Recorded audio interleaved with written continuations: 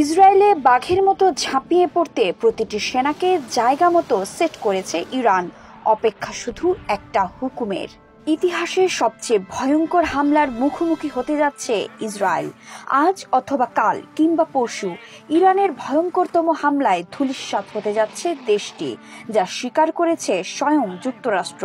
এদিকে দেশের নাগরিকদের বাঁচাতে শরণার্থী শিবির খুলে দিতে শুরু করেছে ইসরায়েল। খালি হয়ে গেছে সুপার শপের সব তাক, বাতিল করা হয়েছে সব সেনার ছুটি। এক কথায় ভয়ে থরথর করে কাঁপছে নেতানিয়াহুর দেশ।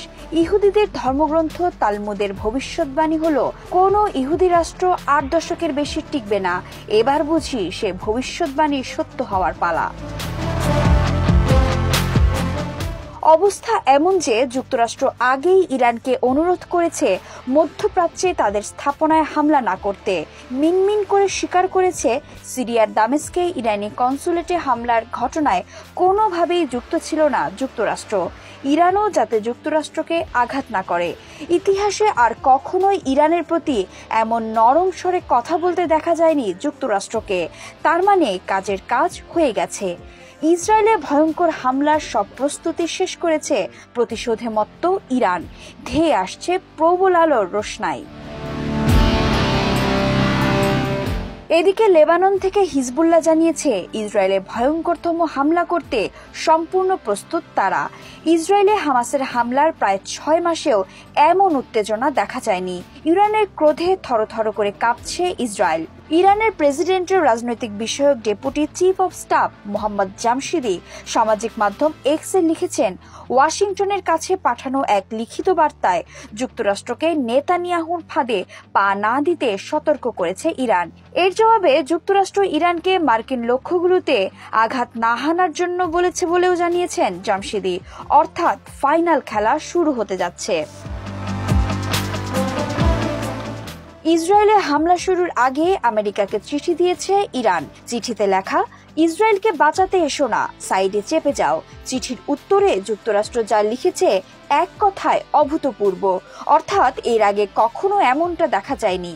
ইসরায়েলে হামলার হুমকির বিপরীতে যে যুক্তরাষ্ট্রকে হুঙ্কার ছাড়তে দেখা গেছে আগে, সেই যুক্তরাষ্ট্রই এবার বলেছে হামলায় যাতে যুক্তরাষ্ট্রকে টার্গেট করা না হয়।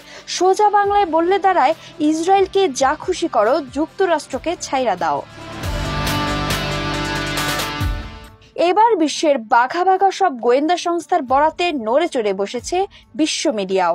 আমেরিকার প্রভাবশালী গণমাধ্যম CNN বলছে, ইরানের ভয়ঙ্কর হামলা যে শুধু ইসরায়েলি আঘাত হানবে তাই নয়, বরং মধ্যপ্রাচ্যে মার্কিন লক্ষ্যবস্তুগুলো ঝুঁকিতে আছে। হামলা থেকে নিজেদের রক্ষা করতে সর্বোচ্চ সতর্ক অবস্থায় আছে যুক্তরাষ্ট্র।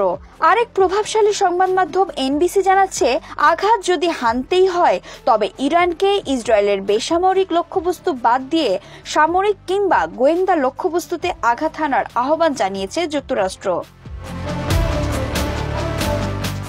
গত সোমবার ইসরায়েলের বিমান হামলায় সিরিয়ার রাজধানী দামেস্কে অবস্থিত ইরানের কনসুলেট ভবন ধ্বংস হয়।